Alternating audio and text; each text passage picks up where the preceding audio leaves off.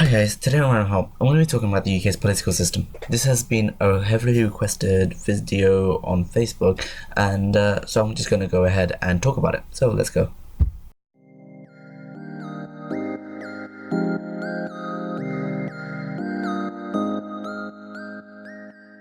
So, the UK is a democratic country, and that means it believes that the people should have a say in what happens in the government.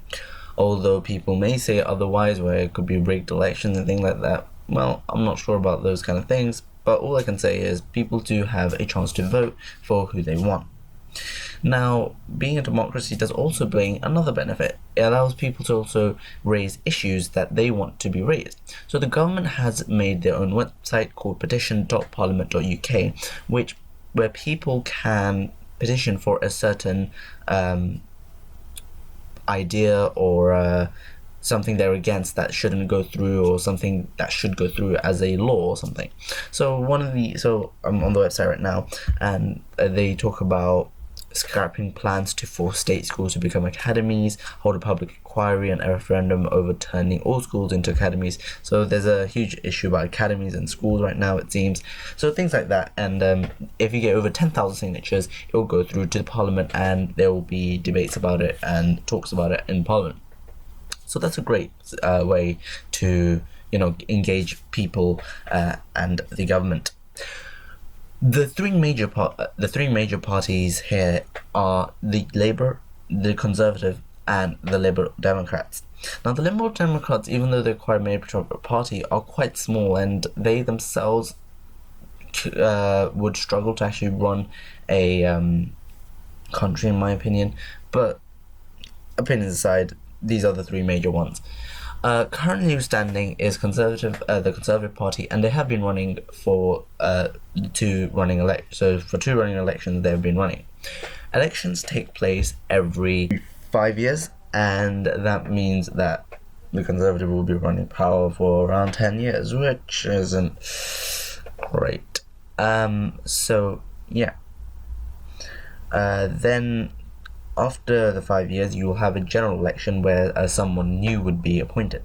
So once the votes are through, and then you'll know whoever the majority seat is, and the 2/3 of the seat, which is around 34 out of the 650 seats available.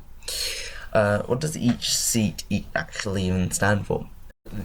Each seat stands for a constituent. So this means that constituent is where people vote for an elected body or someone to run that place. So in London, a specific area, let's say Woolworth. So there's this really specific area we want a certain person to run Woolworth, and so we would vote for that legislative body. So what do each parties tend to stand for? So Labour tends to be what we call the left wing. That means they tend to be a bit more socialist and in ideas, and they believe that the government should be funding a lot of the things. But this can vary sometimes from time to time, depending on the leader of the party. So sometimes Labour is now seen as more right wing, where people there is more. It's more of a capitalist society where money and independence is given to the firms. So firms pretty much run it, and it's more privatized, and that's what the Conservative tend to believe in. Liberal Democrats, on the other hand, tends to have a leeway between sort of both, but they do tend to be a bit more left, but sometimes they're kind of right as well.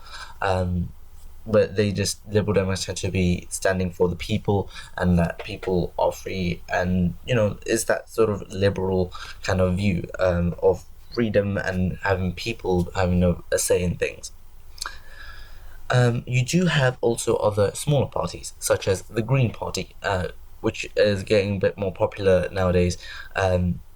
Green Party stands for they call it have conserving CO2 emissions and things like that. That's what Green parties tend to stand for, and that tends to be a bit more left wing. The SNP, which is the Scottish SNP, yes, this SNP is the Scottish National Party, and that tends to be in Scotland, and they stand for Scotland themselves. Scotland had a breakthrough vote where they had everyone, pretty much a lot of the constituents in Scotland voted for SNP, and there was a debate as to where SNP should stay or not, and the what we call there was a vote done to see, and they found that they are not going to actually put Scotland off. They will be with. So that's all my sort of knowledge I have of the UK political system, and I hope that helped out. If I have missed out anything, anyone who is in the UK would like to comment on the UK political system, then please leave in the comments below. Apart from that, that's all from me today, and I hope you enjoyed this video. Yep, that's all from me today. Right now, over and out. See ya.